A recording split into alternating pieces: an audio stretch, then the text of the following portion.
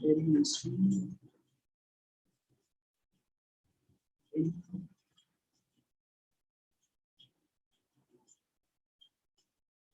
Okay, so it's a Dhyan Yoga, right? What do you mean by Dhyan, by the way? Can you type in the chat box what do you mean by Dhyan? You must have heard this word, Dhyan. For example, we know Gyan means knowledge, right? So what do you mean by Dhyan?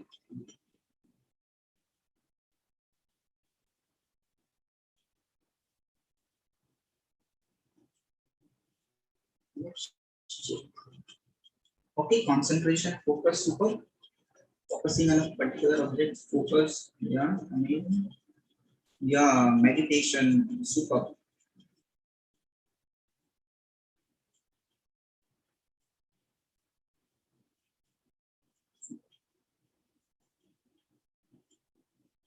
Here it is written, okay, super. I wasn't here yesterday, so you can put the video on YouTube. Yeah, videos are available on YouTube also. You can check. Check on my channel. There are two meanings. Okay, tell me. What are the two meanings? Okay, okay. क्या बता रहा है? Let's go ahead. Okay, now you must have seen that in each chapter you can find a suffix to the chapter's name as the yoga. Right? For example, first chapter was Arjun Vishad Yoga, second chapter was Sankhya Yoga, third chapter was Karma Yoga, fourth was Jnana Yoga, yesterday's chapter was Karma Sannyas Yoga. So now you must be wondering why in why there is a chapter's name which has a suffix as a yoga, right? Is Krishna telling Arjuna to do yoga like a Ramdev Baba, right? No, it was a war time. So here the meaning of yoga is something different, right? So what do you mean by yoga? What is your understanding about yoga? Let me know in the chat box. If I ask you what is the meaning of yoga, what is the meaning of yoga according to you? Tell me. Okay, yoga means action. Yoga means chapter. Okay, yoga means work. Okay, yoga means meditation, which cleanses your body and keeps you relaxed. Right? Okay. Mega is telling yoga or join, connect. Okay, concentration, meditation, to concentrate in mind and body. Okay. Sir, I am international champion in yoga. Super. So much amazing. Yoga means unity between mind and the body. Okay. Super. Amazing. So today we'll understand the actual meaning of the yoga. So when we hear about yoga, the first person come to our mind is Ramdev Baba, right? So Ramdev Baba was instrumental in preaching the knowledge of yoga to the whole world. Right? Basically, it was a Patanjali Rishi who wrote the yogic principles, right? And he has an amazing book called the Patanjali Yoga Sutra. And in that book, basically, he's not writing anything about the asanas and so many things. He's giving actually, he's basically telling the basis of the yoga, right? This asanas and this pranayam, breathing exercises that developed eventually. So the real meaning of the yoga, according to Patanjali Rishi, or in fact according to Sanskrit language, the yoga, this word, comes from dhatu yuj, right? And the meaning of this yoga is to connect or to join. Now, what to connect and whom to connect, and then how to connect. The process of connection is called as yoga.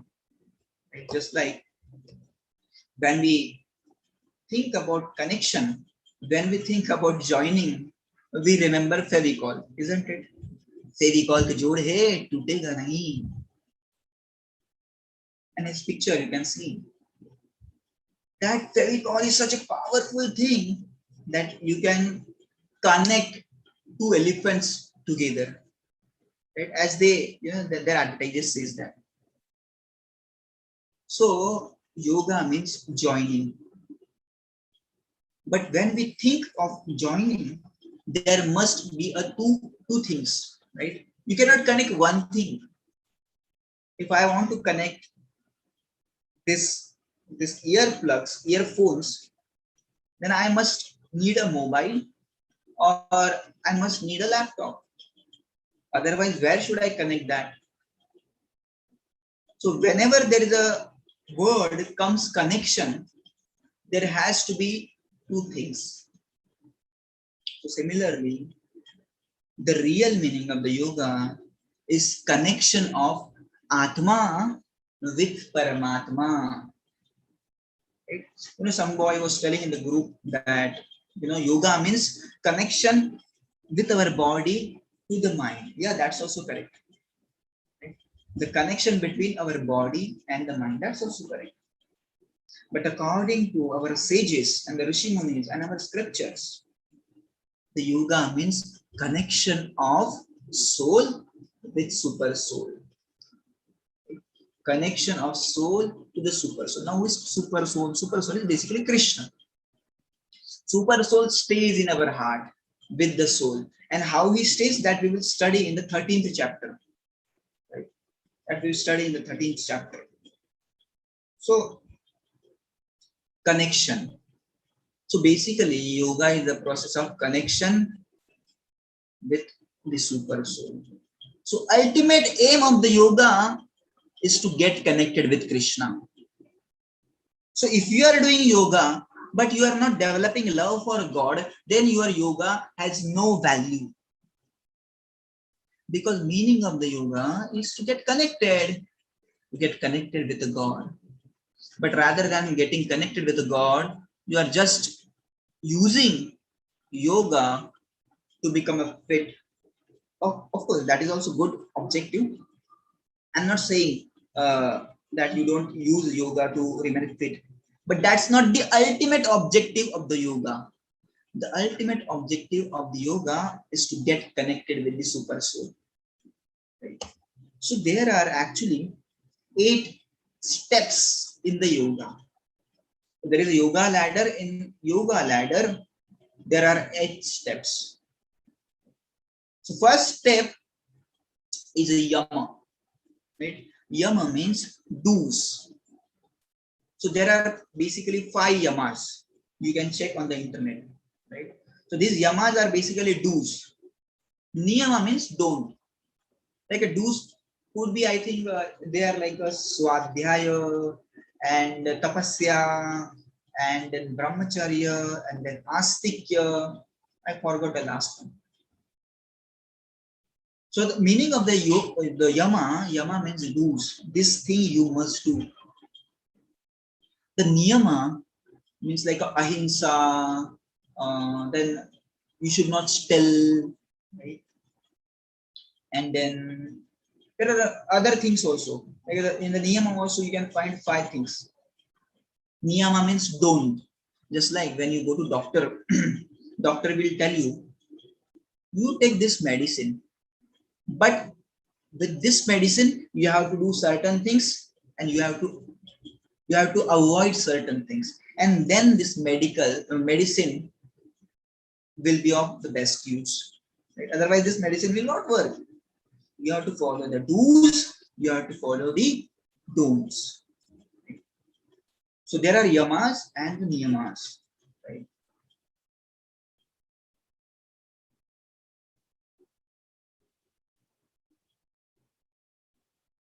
Why Mega is typing now? Mega, should I remove you from the group? Can't you be peaceful?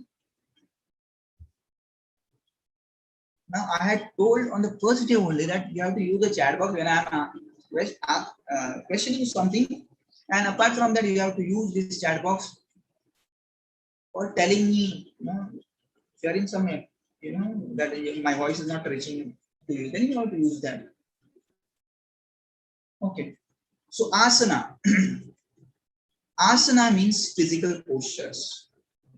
So first is yama. Follow this niyama. Don't do this, right? And in the niyama, do you know they have specifically told avoid non-veg. Right? I remember there was my friend, and he used to tell me, "I am a yoga practitioner. I am a I'm a yoga teacher." And many times I would find him in the beer bar, and I would see him eating all kinds of horrible stuffs. So is he a yogi? Of course not. Yoga does not mean only doing asanas. Please put this into your head. Yoga does not mean only doing asanas. There are 8 steps, and if you are following those 8 steps, then you can call yourself as a yogi. Otherwise, you can call yourself as a bhogi. The meaning of the bhogi is the enjoyer. There is a difference between yogi, bhogi, and rogi. Yogi means who is following all these 8 steps. And the bhogi means who is just enjoying, right? With the help of this body. Okay. Now tell me, how many asanas do you know? Write down the names of the different asanas in the chat box. Let me see that how many asanas do you know? Asanas mean basically physical postures. Let me check how many asanas do you know? Cobra asana. We call it as a sarpasana. Tadasana, vrikshasana, okay. Surya Namaskar is not an asana, but it's a combination of many asanas. Bridge pose, yeah, Setubandhasana. Bhujangasana, right? Vrikshasana, Mayurasana, Veerabhadrasana, amazing. Handstand, that is Sarvangasana. Butterfly pose, okay. Paschimottanasana, amazing. Vrikshasana. Utkatasana, okay. No means no asana. Butterfly pose, okay. Butterfly pose is, I think, Titali asana. Okay, sir, handstand is not a Sarvangasana, okay. Veerabhadrasana, Trikonasana, Paschimottanasana. So basically, you know many asanas. So basically, what I'm telling that asana is a one part of the yoga. It's not a complete yoga. So it's not a complete yoga. So if you are doing some asanas, that does not make you a yogi. Right? That does not make you a yogi. Yogi means a person which is trying to reconnect with Krishna with the process of bhakti. And today we will see that what is this bhakti and how to perform that bhakti. 1 minute, excuse me. Voice coming this way.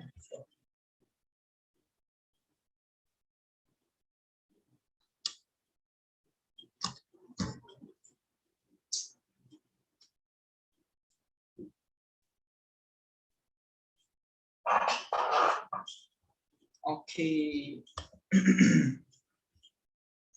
So basically there are physical postures. First was the do's, then don'ts, and then comes the physical postures. And after the physical postures, you get perfect in physical postures, then you have to practice the pranayama.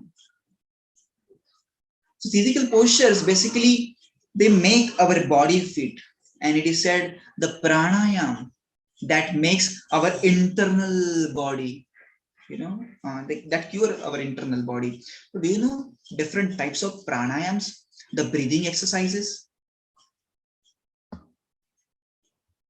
Okay, do you know different types of breathing exercises? There are Kapalbhati, there is Bhastrika, then there is Anulom Vilom, right? Then there is the Omkar. What else was there? I think, We make this noise. What is that? We make the noise in the throat. I forgot the name. Does anyone know? Brahmari pranayam, amazing. Right, Brahmari pranayam. Super, amazing. You people are expert, huh? You know everything. Super, amazing. So then comes the asana, and after asana comes the pranayam. Pranayam means basically breathing exercises. So many people, they are expert in asanas also and the pranayam also. But according to the definition of a yoga, they are not the yogis. Okay, they are doing asanas, physical posture and breathing exercises, but the yogi is one who follow the all 8 steps, right? And after pranayam comes the pratyahar. Pratyahar means withdrawal of the senses. That means controlling the senses. So if any thoughts are coming to your mind, and if you want to do something, then control your sense. Control your sense. Then comes the dharana. Dharana means a little concentration. Dhyana means meditation. So these are 8 steps. Remember this. Then comes the dhyana, and at finally comes the samadhi. In samadhi, basically, you get connected with Krishna. You get connected with the super soul, supreme soul. Let's go ahead. Now here, Krishna is telling amazing thing. Sri Bhagavan Vacha Anashrita karma phalam karyam karma karoti yaha sannyasi cha yogi cha niragni chakriya. My dear Arjun, you are telling me that you want to renounce everything, just like in the 5th chapter, Arjuna was telling Krishna, I want to take a sannyas. Now, according to Arjuna, the meaning of a sannyas was just to renounce everything and go to the Himalaya. But according to Krishna, sannyas does not mean leaving everything. Even somebody leaves everything, he has to do something, some kind of work to maintain his body. So we cannot give up our work at any point of time. So Krishna is telling same thing here. My dear Arjuna, you are telling me that you want to become a yogi or you want to become a sannyasi, but please know that yogi as well as sannyasi both have to do work. Everyone have to do work. Nobody can remain away from work. Everyone's responsibility is to do work according to their nature. So your nature is a fighting, right? You are a fighter, so better you fight. You will not able to maintain sannyas. You will not able to become a yogi. So you are telling me that you want to go to Himalayas and you want to practice yoga and you want to become a sannyasi and just to go to Himalaya. But my dear Arjuna, don't think that after becoming yogi or after becoming sannyasi, you'll not have to do anything. No, everyone has to do something. Let's go ahead. Now here, Krishna is telling amazing thing. You want to become a yogi? Wait, Arjuna, you want to become a yogi? Then listen this to me. And here, Krishna is basically telling, this is second verse. Yam sanyasamiti prahu yogam tam vidhi pandava. Nayasya sanya sankalpo yogi bhavati Krishna. You want to become a yogi now, Arjuna? First of all, you need to control your mind. You need to control your desires. And then only you can become a yogi. Yogi is not that person who doesn't control his mind, nor he can control his senses. Yogi is one. So Arjuna, there is no need to go to Himalayas to become a yogi or a sannyasi. Even while being at home, you can control your mind, you can control your senses. Then also you are a yogi. So you can become also yogi while performing your duties also. There is no need to renounce your duties. Now here Krishna is telling that why one needs to control the mind. right? And how to control the mind. Krishna will speak this in this particular chapter, amazing chapter. And I feel that this chapter is very important for students. If you are a student and if you need the concentration while studies, then you must pay attention, right? Krishna is telling, Uddharet Atmana Atmanam Atmanam Avasadayet Atmaiva Atmano Bandhu Atmaiva Hirituratmana. My dear Arjuna, mind is our best friend, and mind could be our worst enemy. If you can control your mind, he is the best friend. But if mind controls you, he will become your worst enemy. So we have to control the mind, right? When the mind dictates us, we should not follow whatever mind is telling us. No, we must order the mind. Mind should not give us the order. Many times. For example, let us take an example that you are studying and you are studying geography, but suddenly thought comes to your mind, hey, geography is so simple. Now let's study math. So you start studying math. Again, thought comes to your mind, hey, math is so boring. Let's study history. Now you are studying history. Now again, some thought come to your mind. Now here, what is happening? You are getting controlled by your mind. Simple. And you are following the dictations of your mind. So till the time you are following the dictations of your mind, you are not a yogi. So if you control your mind, then only you can become a yogi. And Krishna is telling here that if you can control your mind, then mind is your best friend. But if you fail to control your mind, then he will become your worst enemy. Right? Now currently, our mind is controlling us. Whatever thought come to your mind, we do that thing. Now let us say a thought comes to your mind that, hey, exam is so far. Let's watch movies. And you go, you switch on the TV and watch movie. That means you are controlled by your mind. Whatever thoughts are coming to your mind, you are just doing that. That means you are controlled by the mind. So what happens, when you get controlled by the mind, you start following all the dictations, first of all. But you become so accustomed to follow the dictations of your mind that whatever mind says, you do that. Whatever mind says, you have to do that. And you become helpless actually. And if you don't follow the dictations of your mind, you go crazy. So now at the initial step only, you have to control your mind. Otherwise, we will have to repent a lot. One story I will tell you. Once there was a boy, right? And this boy was studying in the first standard. And once upon a time, he stole a simple eraser, right? He stole an eraser. Now in India, if you see that eraser's price is like a 5 rupees, 3 rupees. He stole that eraser and he got to home. So his mother asked him, from where did you get this eraser? So he told, mother, I told from my friend. Mother said, okay, no problem. So next day he stole the pencil. He showed that to mother. Mother said, no problem. On the third day, he stole the notebook. Mother said, no problem.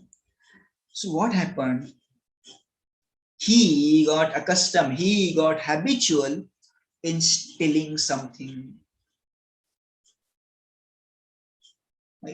Stealing became his habit.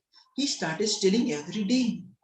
And one day, as he was growing, he stole the money from the bank. Right? I'm just telling that how this desire keeps on increasing. So today you may say, hey, my mind's dictation is just to watch TV. It's not so much dangerous desire. But my dear friend, you don't know what desires will come to your mind. So better control the desires. Don't say, hey, this desire is very small. I will just listen to my mind. I will follow the mind. No. Don't do that, right? Just curb this mind. Just control this mind. So one day he was caught by the police and they told him that you will be get a capital punishment. You will be hanged till death. Police asked him, what is your last wish? So he told that I want to see my mother. So the mother was called, and mother was really sad. So he was standing in front of that boy. The boy said, Mother, I want to hug you. So mother said, okay, my dear boy, come here, hug me. So as he approached his mother, he started biting the ears of the mother. And mother started shouting, Bachao, Bachao, save me, save me. And police pulled him back. Police said, why did you do that? Why did you bite your mother? So he said, my dear policeman, it's very simple. When I was very, very small child, and that time I learned about stealing. Right? And that time I remember I stole a small eraser. But my mother said, no problem. If my mother would have bitten me, if my mother would have scolded me that time, I would not have become such a big thief. Similarly, what we are doing, we are just following, we are just fulfilling the desires of our mind. Now you may think these are small desires, but one day a big desire will come and we will have to fulfill that desire, and we will not realize that this was something very bad. That's why Krishna is telling, curb this mind, control this mind, don't listen to your mind. Listen to your intelligence. Right? Listen to your intelligence, but not the mind. Mind always pulls us back. So when you are studying, mind will say, why are you wasting your time? Exam is so far. Go and play. Right? Go and watch TV. Play video games. Watch YouTube videos. What you will get by studying? Right? When these classes are starting, your mind may say, hey, are you old man to study Bhagavad Gita? Old people study Bhagavad Gita. Why are you wasting your time in studying the Gita? Just give up. Go and play. But what you did? You controlled the mind. Isn't it? Such a simple example. So similarly, in all stages of life, in every situation, we have to control this mind. Right? Does your mind says like that? Tell me in the chat box. Does your mind says like that? That this class says don't go there.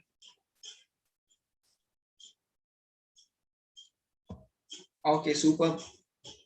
Yeah, it tells. Somebody's telling no. Okay. Yeah, it tells. And that's why I have to control the mind. No, I'll sit for the class. I have paid money. I will sit for the class. No, nothing like that. You have to tell, no, no, my dear mind, these classes are good. So much knowledge I'm getting. So I will sit for this class. Similarly, you have to control this mind in all stages of our life. Let's go ahead.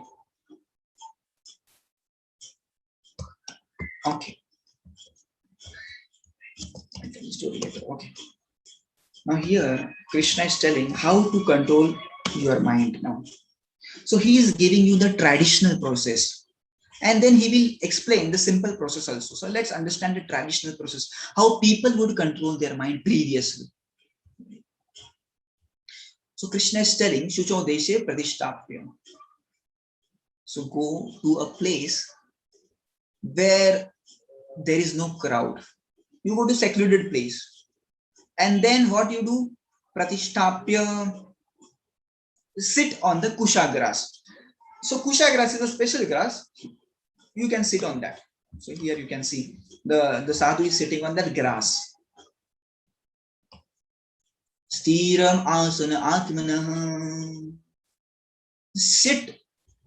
Okay. Stiram asana atmanah. And then cover it with the deer skin and the soft cloth. So you can see he's sitting on the grass also, but on that grass, a small deer skin is there. right? When the deer is died, you have to collect the skin and sit on the skin. Don't kill the deer for that. So the benefit of sitting on a deer skin is that the snake will not come there. So when you are when you are in a meditation, of course, when you go to jungle, the snakes will be there. Right? So the best way to remain away from the snakes or keep snakes away from you is to sit on the deer skin. So then Krishna is telling, na tu shritta, na tu nicham.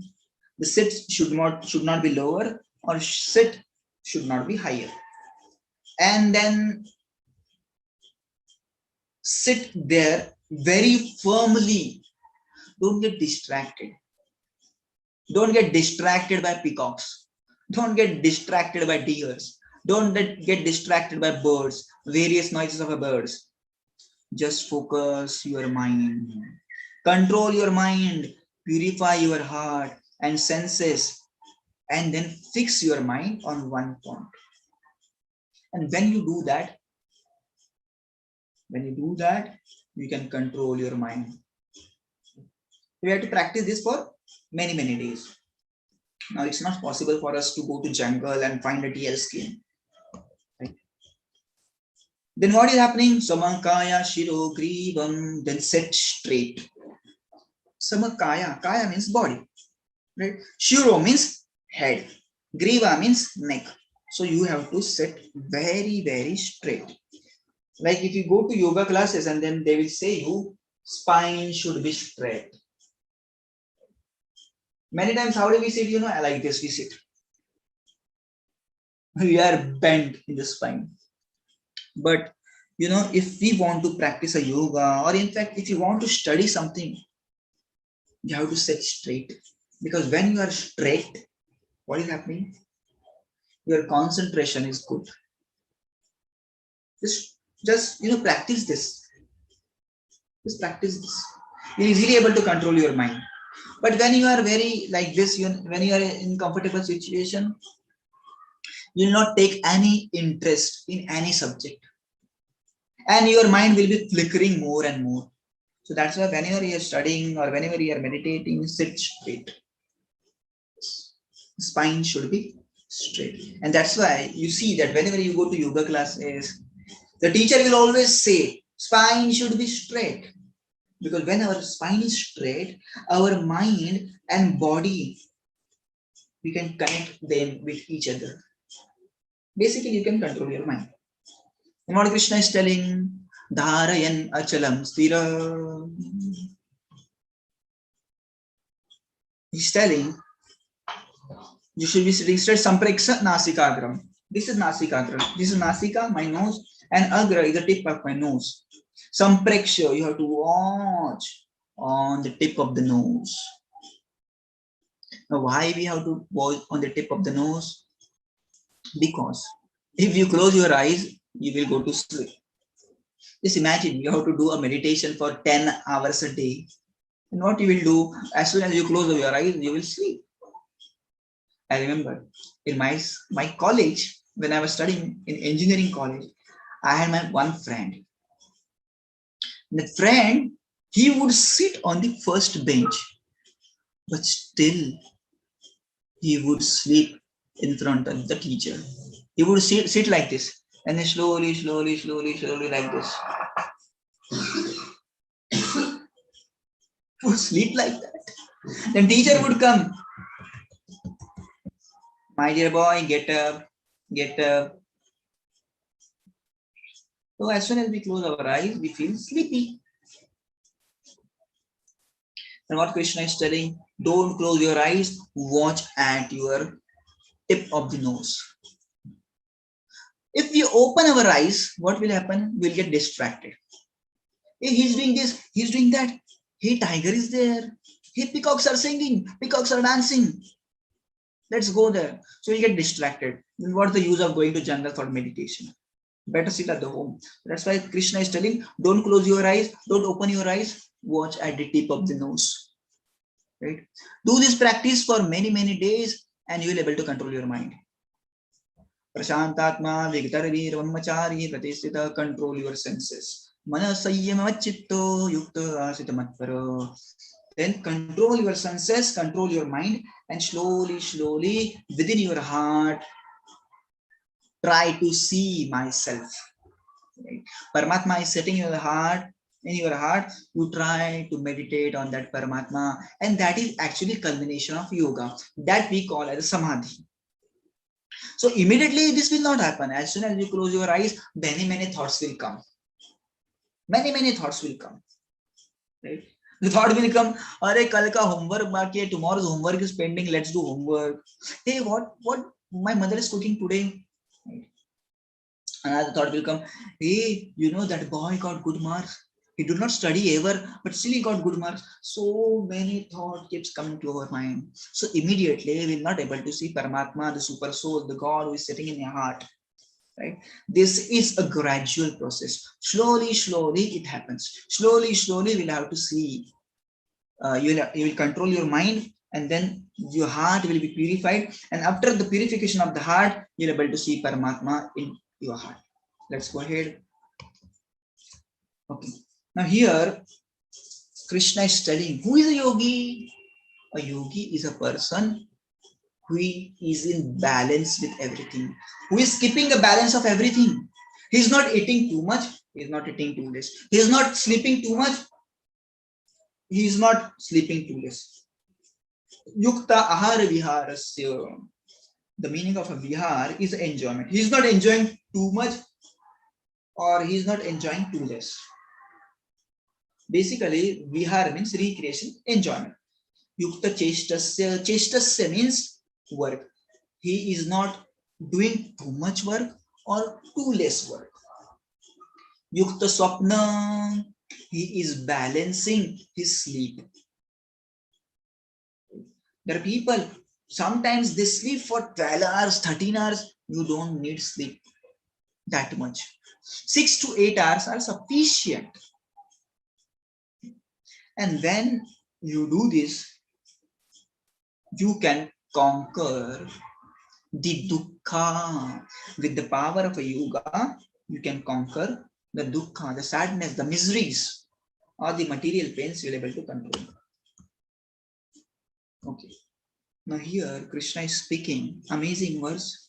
See, I'm skipping few verses because I'm taking only those verses which are relevant for you now at this stage. So I'm skipping some verse that does not mean they are not important. They are important but for now, these are important for us. These particular verses are important for us. So all the verses are important in Bhagavad Gita. It is not that one verse is important, other verse is less important. No, all the verses are important. But for time being, we will study only some important verses, those who are very important for you to understand now at this stage. Okay? Yato yato nishalati manaschanchala astiram. This is very important verse. Tato tato niyamayetad atmaiva hi vashamne. So Krishna is telling, from wherever the mind wanders due to the flickering and unsteady nature, one must certainly withdraw it and bring it back under the control of themselves. So the meaning is very simple. I will tell you the example. So when you are studying, let us say your mind goes to travel. How many of you have this example?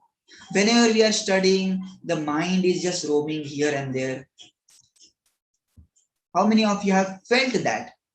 That whenever I'm studying, my mind starts flying. Sometimes, okay.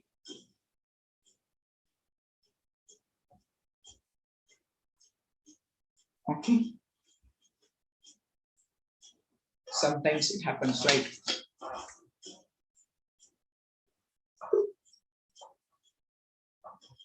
But let me tell you, as you grow old, this will happen many times. Right? It will be very difficult to concentrate on one subject matter unless you practice properly.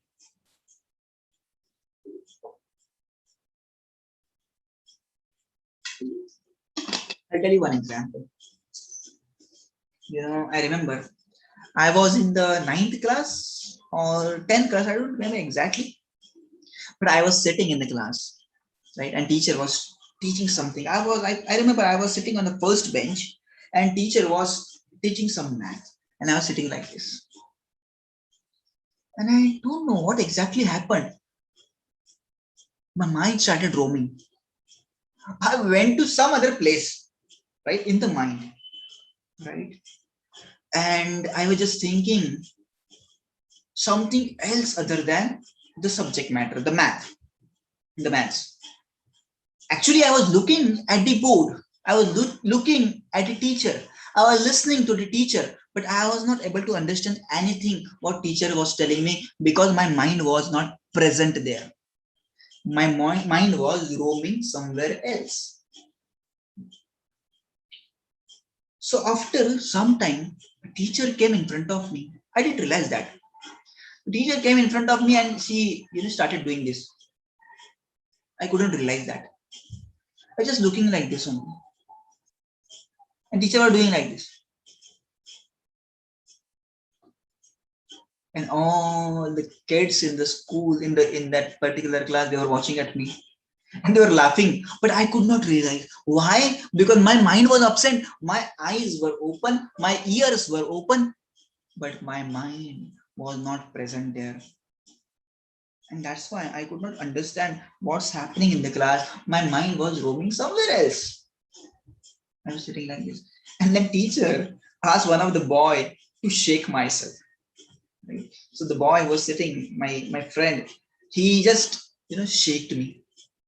And then I realized, oh, sorry, teacher, what happened? A teacher told me, tell me, what did I teach today? I was confused. I was in the class, right? My eyes were open, my ears were open. I was in the class, but still I could not understand anything. Why? Because my mind was not present. Right?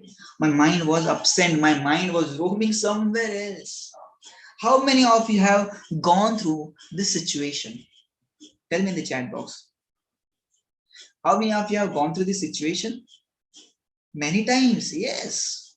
This happens with everyone. Whenever you are studying, mind just start flying, right? Mind just start flying. You are sitting in this class and suddenly you may think, what my mother is cooking today? So mind has gone to kitchen. Right? You are sitting in this class and suddenly there is a doorbell and you start thinking, my father must have come and my father will get me, some biscuits today or some fruits today. Should I stop this class? Should I go there? And so many thoughts will come to your mind, right? Because mind's nature is a flickering nature. That's why mind is compared to a monkey. Just like you see monkey, you cannot see monkey at one place. Right? He's just moving from one tree to another tree. He's just moving. Unless he's eating something, he will not stay at one place. So mind is like a monkey. And that's why we have to control the mind. Right? Yeah, we lose focus. That's very common. Right? It is called as going to shunya. Okay, I don't know. Now here Krishna is telling the upay for that. He's telling solution to do that. How to control this mind. He's telling wherever your mind goes, bring it back. Now you're studying science. Okay, you're studying science. Now your mind starts flying to Paris. Let us see. It's gone to Paris. It's gone to Eiffel Tower. Our mind is so fast that within a moment it reaches the Eiffel Tower, right? So mind has gone to Eiffel Tower. But bring it back from the Paris, mind study. Against, you solve the doubts. Basically, you are studying science. Okay, science. Again, your mind will fly. आज mummy ने क्या बनाया है? इडली बनाया है क्या कि डोसा बनाया है? हो जाने दो, इधर ध्यान दो. Can I play a video game now? This is so boring. ध्यान दो यहाँ पे. Get it back, bring it back. Wherever your mind is going, bring it back, bring it back. Do it continuously. This is a practice. Whenever you realize that mind is, roaming, get that mind back. get that mind back. I remember one day I was studying, and it was like a 1 p.m. in the afternoon. So I was studying, and suddenly my mind started roaming, right? I was just copying something, and I was just copying. There was one copy, and I was copying from that copy. And after some time, mind came back, and I could see it was 2:15 p.m. Right? That means for 1 hour 15 minutes, my mind was just roaming around, and I copied everything perfectly, but nothing went inside. And I know that most of you have this experience, right? So whenever mind is present, you can absorb everything. But when the mind is not present, nothing will go in. So it's all the game of mind. It's all the game of mind. And that's why Krishna is telling you control the mind. And do you know? Today, most of the people are suffering from this disease. They are not able to control their mind, and mind demands, and then they have to fulfill the demand, and they get so much mad after fulfilling the demands of their mind that they don't have any option than to fulfill the demands of the mind. They don't have any option how to control the mind. They don't know how to control the mind because nobody taught them. And then they have to go to psychologist. And you see in today's world, you can find there are many psychologists. Who are the psychologists? Just like we have a physiologist, physiotherapist who take care of our body, doctors. So psychologists are also doctor. They are a doctor for our mind, right? And in the tomorrow's chapter, we will learn that how we have this gross body, right? Similarly, in this gross body, there is one more body that we call as a subtle body. Subtle body has the three elements: mana, buddhi, ahankar, mind, intelligence, ego. And this body also needs a treatment. And within that body, there is a soul. You cannot see subtle body. You can see gross body. Just see, I'm sitting in front of you. You can see me. But you cannot see my mind. You cannot see my intelligence. You cannot see my ego. So you cannot see your mind. Mind is a subtle body. Right? Let's go ahead. Here, Krishna is telling the Upaya that wherever your mind is going, bring it back. Mind gone, bring it back. Mind is going, bring it back. Bring it back. Bring it back. Bring it back. Do this every day, at every moment. And the moment will come, your mind will be perfect. It will be perfectly controlled. I'll tell you an example that in front of our home, there is one baby. His age could be like a 1.5 years. He's just walking. And when he started walking, he used to go everywhere. So his mother had to keep always watch on him.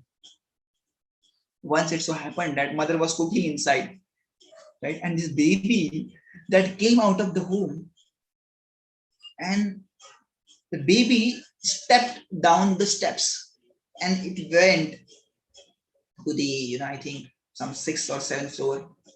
And mother was searching everywhere. Where is the boy? Where is the baby? Where is the baby? Where is the baby? This is what happens with all of us too. You have to control the mind just like a mother is controlling the baby. She's always having a watch on the baby. Similarly, we must have a watch on our thoughts. What I'm thinking now, right? What are the different thoughts coming to my mind that you must, always, you must have a watch. Just like a security person, he is having a watch. Who is coming to this company? Who is coming to this home? He's always having a watch. Who is coming? Who is going? Who is coming? Who is going? Similarly, we must have a watch on our thoughts. Which thoughts are coming? Like that. And we must notice the thoughts and try to control them. So when the bad thoughts are coming, control them. Do you know Why many successful people, they are depressed, or many times you must have seen they commit suicide. Now they have everything. They have big bungalow, they have money, they have big cars, but they commit suicide. But you see that they are still in a depression. Why? Because they cannot control the mind. They, they become habituated in fulfilling the demands of the mind. And a stage comes that they feel that they are not able to fulfill the demands of the minds. And then mind tells them, hey, you are useless, commit suicide. And they commit suicide. I remember, I'll tell you one story. Once, there was one boy. And this boy was studying in IIT. Do you understand IIT? IIT is the one of the best college for engineering in India. There are many IITs. So this particular story belonged to IIT Mumbai. So that time I was studying in the VJTI. VJTI was also good college. I was studying engineering there. So there was one particular boy, and this boy was always a topper in his career, in his class. He was studying engineering. So first year he was topper. Second year he was topper. Third year he was topper. He was topper. He was so scholarly guy. He was in the best of the college, and in the best of the college, he was a topper. Just imagine his IQ level, his intelligence level. But what happened, in the final year, he got a silver medal. Silver medal means he got a second rank. And he was so depressed. He was so disturbed. That same night, when the results were out, he committed suicide. He finished himself. He killed himself. Why? Because he could not digest his defeat. He was so depressed. How could I came second? How could I get the silver medal? I'm a gold medalist. And he was so depressed. He was so depressed. And he's committed suicide. He could not handle this trauma. He could not handle his mind. So whatever mind demands, if you start fulfilling the demands of your mind, mind will make you mad, and mind will make you do such a things that you would never think in your mind. So that's why Krishna still controls the mind.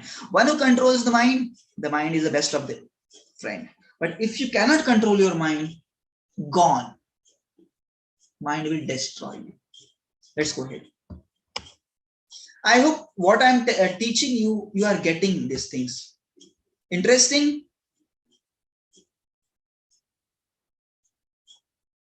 Tell me in the chat box. Okay, you are getting what I'm telling you. Is this relevant for you? Raghav is saying no, not relevant. Okay, it's irrelevant. Okay. Not relevant, Sia? Okay, no problem. Let's go ahead. Let's study an amazing story. Now, how to control this mind. This story is amazing. Sri Bhagavan Vacha Asamshayam Mahabaho Mano Durnigraham Chalam Abhyasena tu Kaunteya Vairagyena Chukriyate. Krishna is telling two ways by which you can control your mind: a regular practice and a detachment. The practice means do same things every day. Right? Now, what I told you to do, when your mind is going away, just bring it back. Going away, bring it back. Going away, bring it back. Now it's going to kitchen, bring it back. Hey, listen here. Mind is going to, play, bring it back. So if you do this practice every day, you'll be able to control the mind. And the next is Vairagya. The meaning of the Vairagya, the detachment. The detachment from those things who are basically making the distractions in the mind. For example, this is the mobile, right? So when I am studying, this mobile is creating distractions, right? For example, I'm studying, and then some WhatsApp messages come. Then I see in the message, oh, what is this message? And again, I'm studying. Amazing. So what is happening? You are getting distracted at each moment. So Krishna is telling detachment. Keep this mobile away. And when you keep this mobile away, then you will able to concentrate. You will able to control the mind. So mobile is just an example.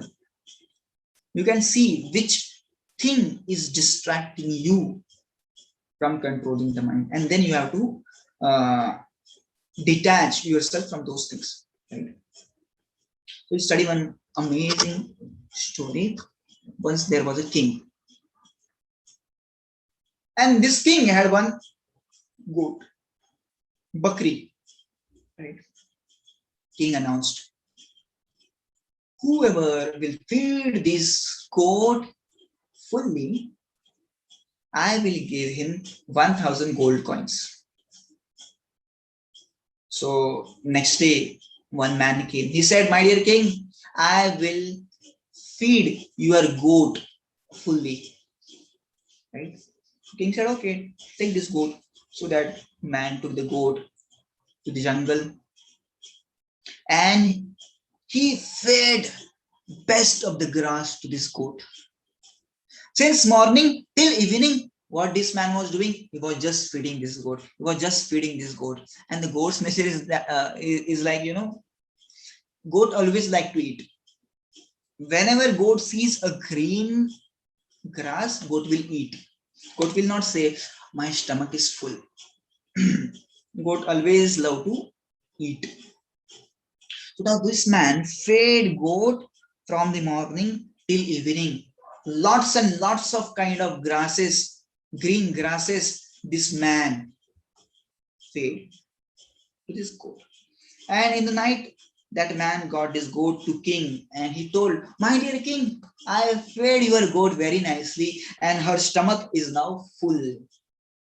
You can test. So king, he had some leaves and some grass. So he went in front of the goat and he just showed that grass to goat. And what goat did? Goat started eating. King said, my dear boy, my dear friend, you told me you have fed this goat fully, but then why this goat is eating? That means she is hungry. So you will not get 1,000 gold coin. The next day, another man came. Man said, my dear king, I will fill the stomach of your goat fully. King said, okay, no problem, take this goat. So this man also got this goat to the jungle and he also got a different kinds of grasses for this goat and he fed goat fully till the neck. But again in the evening when the goat was brought to the kingdom, the palace, the king showed some kind of grasses to that goat and goat started eating. King said, my dear boy, goat is still hungry and that's why she is eating. So you'll not get $1,000. On the next day, again one man came. He said, my dear king, I will fill the stomach of a goat fully. Give me chance. So king said, okay, take this goat. So he again got this goat to the another jungle and there goat was fed very nicely. And in the night when the goat was back to the palace, king said, let's taste. And when king showed a grass to this goat, goat started eating. Now, practically all the people from that kingdom tried feeding the goat, but goat was still hungry. Goat was still hungry. Nobody could win the $1,000. Do you want to hear the story ahead? How many want to know how to feed the goat? Are you interested in listening? Okay. Okay, so everybody is interested. I thought you are sleeping or I thought your mind started roaming. Okay. So now listen. Amazing story. So then came a Pandita. Pandit means intelligent one. Right? Pandit does not mean one who has a ponytail. Pandit does not mean one who puts a tilak, wears a kurta. Pandit means one who is very intelligent. Right? This Pandit came and Pandit said, my dear king, I will feed your goat. King started laughing. My dear friend, Everyone tried, but none of them could feed the goat nicely. Anyways, you can make your try. So early morning, this person came, Pandit came, he took this goat to the jungle. But Pandit got one stick also.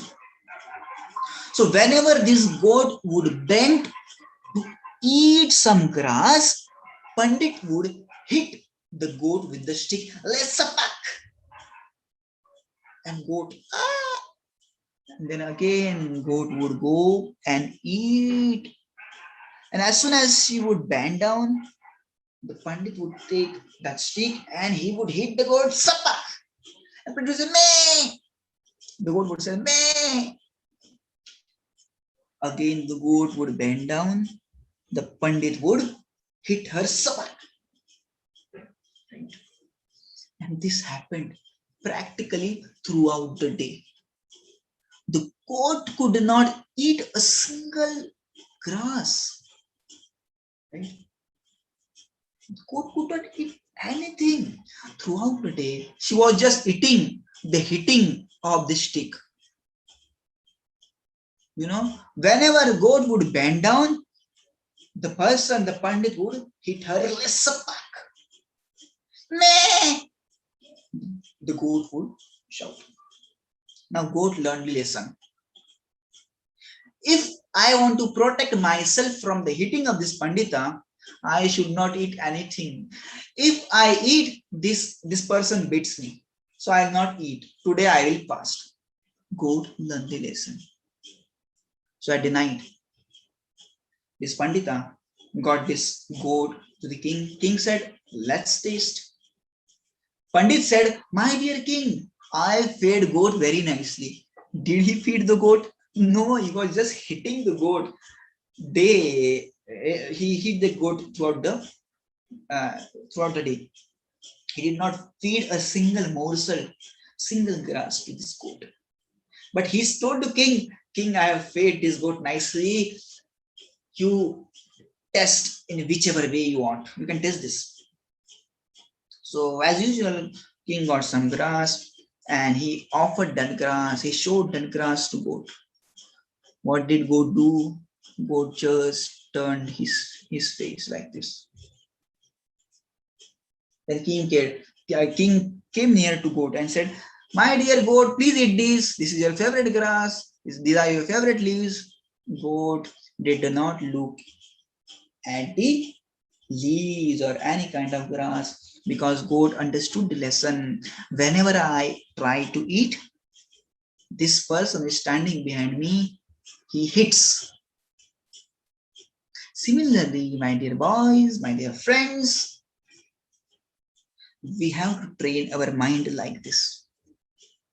Whenever your mind is running, whenever your mind is wanting something, hit the mind. Control the mind with your intelligence. No.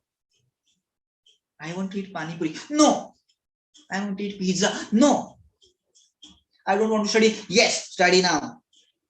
Similarly, whatever thoughts coming to your mind, you have to control the mind with the stick. Now here, the stick is compared to the intelligence. In the Hindi, we will call it as a Vivek Shakti, the power of discrimination. And this discrimination power we get from the Bhagavad Gita. So with the power of discrimination, with the power of intelligence, we have to control our mind. Mind is like a goat, never satisfied. Never satisfied. Whatever you give to your mind will never get satisfied. Right? You try this. Mind will always say, one more, one more, one more. But now your job is like that Pandita, you have to control the mind. No, mind is not good. It's not good for health. One more ice cream. No, this is not good for health.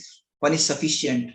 See, I'm not telling here that don't eat this, don't do this. No. You have to know the balancing thing.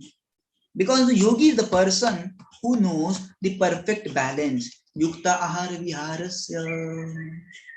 He knows what to eat what to not. How to eat, how to not. How much to eat and how much to not. Similarly, with other things also, he knows that how much to sleep, how many hours to sleep, and how many hours to not. He knows everything. That is a yoga. He's controlling his everything, all actions, and that's why he's freed from dukkha, the material pains, the miseries. But the bhogi, now I spoke about a yogi. Bhogi is what? Whatever comes to his mind. It fulfills the demand of the mind. Mind says, yeah, I want to eat golgappa, pani puri. Then you go and eat that. Mind says, I want to eat ice cream. You go and eat that thing. Mind says, we want to eat vada pav. You go and eat that thing. What is happening? You are just fulfilling the dictations of your mind. And what will happen? Dukkha, the miseries will come. And that's why Krishna is telling, with the help of your mind, you must, with the help of your intelligence, try to control this mind. One who can control the mind, he is always, or he has already achieved the perfection. But one who cannot control the mind, he may have everything in the world, but still you will feel that he is depressed. You will see that he is depressed. Right? So the first step to becoming happy is to control the mind. Right? I'm not saying that you should not have money, you should not have a big house, you should not have a big home. No, you must have that.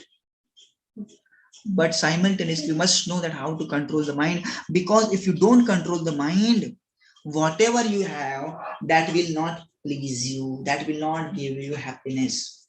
You will always keep on saying, no, I have this very big home, but I want one more home, one more big home, one more car. That's why it is said that one must control the mind. Let's go ahead.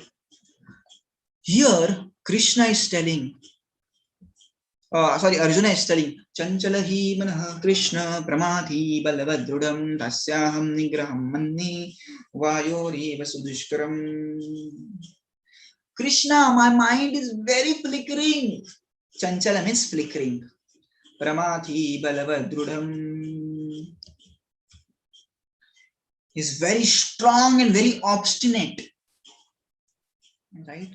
What do you mean by obstinate? Obstinate means you must have seen some child. He goes to his father and he tells to his father, I want this. Father says, no, I want this. Father says, it's expensive.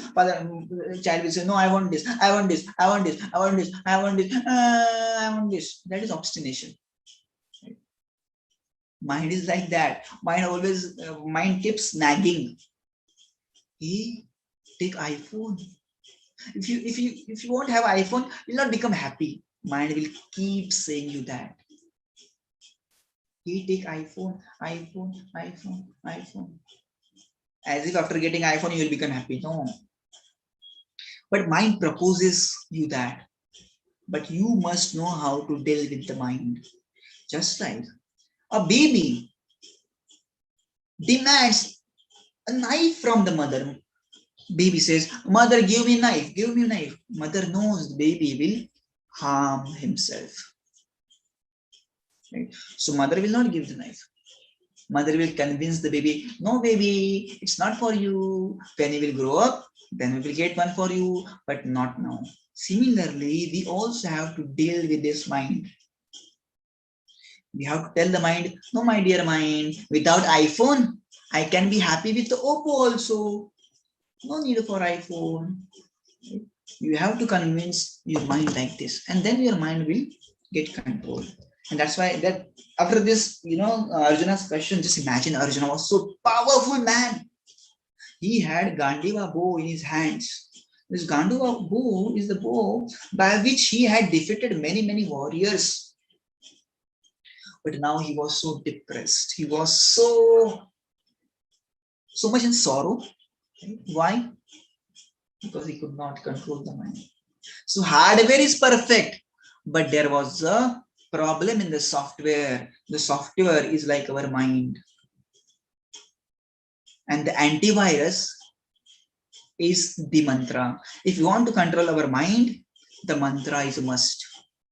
The meaning of a mantra is a mana trayate iti mantra, which that controls the mind is called as a mantra. And that's why you see people, they would always chant mantras. Right? You must have seen your dadima or nanima, you must have seen your parents, they are chanting the mantras. Now, what these mantras actually do? These mantras actually control the mind. They help you in controlling the mind. Right? They are like the antivirus. So externally, you may see the person is perfect, but just like the laptop is perfect, but just imagine if some virus go inside, then all the programs will get corrupted. You're not able to switch on the laptop. You're not able to run some programs. Similarly, externally, you may feel this person is perfect, but you don't know that person, he may get, he must have been corrupted by virus. And there are different kinds of viruses roaming in the society. And these viruses, they may afflict us. And that's why they may afflict us, they may afflict our mind. And that's why you see sometimes why bad thoughts are coming to your mind. I am always doing good things. You may think, you know, I don't want to do something bad, but still I'm doing bad. What is this happening? This is a virus. We can cure virus, we can remove the virus with the help of antivirus. And antivirus is a mantra. Right? And for this age of Kali, the powerful mantra is Hare Krishna, Krishna Krishna, Hare Hare, Hare Ram, Ram Ram, Hare Hare. So when we chant this mantra, we are actually trying to control our mind. We are actually purifying our own consciousness. And that's why various scriptures tell this. Right? Various scriptures tell this particular mantra, that you must chant this mantra. There are many mantras. But this particular mantra is called as a Maha Mantra because it is specially designed for Kali Yuga. The Kali Yuga means age of hypocrisy and quarrel. You see hypocrisy everywhere. You see quarrels everywhere. And if you want to deal with these problems of Kali Yuga, you must chant. There is no other way, there is no other way, there is no other way. Scripture says that. Right? Hare Rama, Hare Rama, Hare Rama, Kevalam, Kalavana Stivana, Gatiranyatha. You want to control your mind? Then just chant this mantra, Hare Krishna, Krishna Krishna, Hare Hare, Hare Ram, Ram Ram, Hare Hare. So today's assignment is that you have to chant this mantra for 5 minutes और 108 times. 108 बार इस मंत्र का आपको जाप करना है और उसके photos I want in the group. Right? If you don't have a mala, no worries. What you can do, you can just meditate like this and chant Hare Krishna, and just see how you are able to control your mind. How your concentration is improving. You practice this every day. Don't think that this is the waste of time. In fact, it is an investment. You know, it is an investment. When you meditate, you can concentrate on anything. Right? So that, for example, your study might be taking 3 hours to understand one subject matter, but after chanting, the same 3 hours का study जो होगा 1 घंटे में ही हो जाएगा. So it's not a waste of a time. In fact, it will help you to concentrate more on your subject matters, concentrate more on your own life, own habits. It will improve your habits. So do this work and please share the pictures with me. Due to time constraint, I'll not able to take questions, but if you have some questions, then you can ask me in the group. Thank you very much. Hare Krishna. We are ending meeting here. We will take the questions tomorrow. Hare Krishna. See you. See you. Okay. Write down the questions. If you have some questions,